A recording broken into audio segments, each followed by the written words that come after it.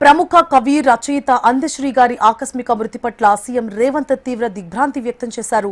తెలంగాణ రాష్ట్ర గీతం జయ జయ హే తెలంగాణను రాసిన అందశ్రీ గారి మరణం తెలంగాణ సాహితీ లోకానికి తీరని లోటని పేర్కొన్నారు. తెలంగాణ ఉద్యమంలో తెలంగాణ రాష్ట్ర సాధనలో జయ జయ హే తెలంగాణ గేయం కోట్లాది ప్రజల గొంతుకై నిలిచిందని గుర్తు చేశారు. అందశ్రీ తనకున్న అనుబంధాన్ని ఈ సందర్భంగా సీఎం స్మరించుకున్నారు. ప్రజాప్రభుత్వం అధికారంలోకి వచ్చిన తరువాత రాష్ట్ర గీతం కొత్త స్వరాలతో రూపకల్పన చేసుకున్నామని, అందశ్రీతో కలిసి ఎంచుకున్న ఆలోచనలు, ఆయనతో ఉన్న అనుబంధాన్ని స్మరించుకున్నారు. తెలంగాణ సాహితీ శిఖరం నేలకూలిందంటూ ఆయన మరణం పట్ల సంతాపాన్ని వ్యక్తం చేశారు. స్వరాష్ట్ర సాధనలో జాతిని జాగృతం చేయడంలో ఆయన చేసిన కృషి చిరస్థాయిగా నిలిచి ఉంటుందన్నారు. వారి ఆత్మకు శాంతి చేకూరాలని భగవంతుని ప్రార్థించారు.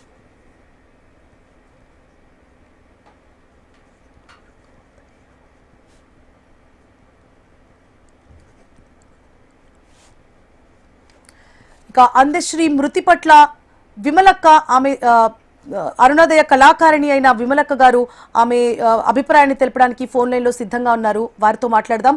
విమలక్క గారు నమస్తే అండి. నమస్తే అండి. ఈ రోజు సాహితీ ప్రపంచంలో తీరని లోటు చోటు చేసుకుంది అందశ్రీ గారి మరణం పట్ల మీరేమంటారు? చాలా బాధాకరం. అందశ్రీ అన్న మరణం తీరని లోటు కూడా. తెలంగాణ రాష్ట్రానికి తెలంగాణ గీతాన్ని అందించినటువంటి వ్యక్తి, తన సాహిత్యంతో ప్రపంచమంతా కూడా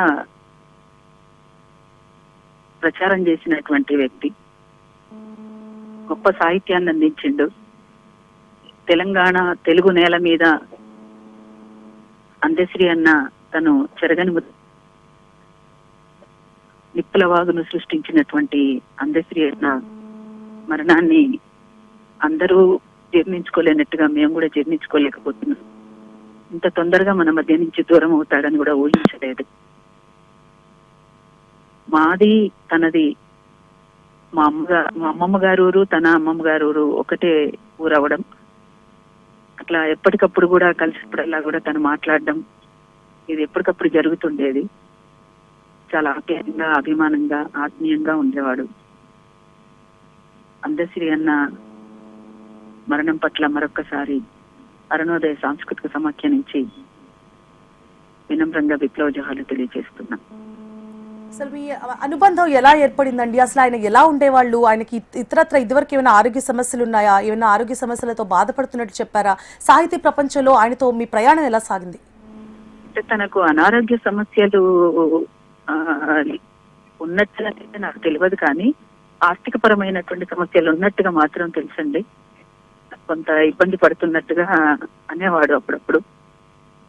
వదిన ఎట్లున్నారు, అందరు ఎట్లున్నారు అని అడిగినప్పుడు ఇంటి గురించి అట్లా 1-2 సార్లు అట్లా మాట్లాడడం అనేది జరిగింది. ఎప్పటికప్పుడు తను అధిగమించడానికి ఏదో రూపంలో తను కష్టపడుతుండేవాడు. అది ఇప్పుడున్నటువంటి పరిస్థితుల్లో మరి ఎట్లుందనేది ఈ మధ్య కాలంలో నాకు తెలియదు. దాదాపు 2 నెలలు 2.5 మాసాలు క్రితము ఒకసారి కలిశారు ఏటీపీ దగ్గర.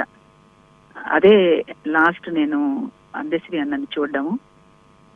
కానీ అప్పుడప్పుడు ఫోన్ లో మాత్రం మాట్లాడుకునే వాళ్ళం అన్నా మేము. తను ఏదేమైనా మన అనుకునేటువంటి వాళ్ళు ఎవరు కలిసినా చాలా ఆత్మీయంగా, అభిమానంగా ఉండేవాడు.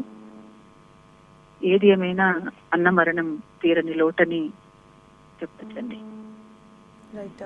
థ్యాంక్ యూ విమలక్క గారు. ఓకే అండి.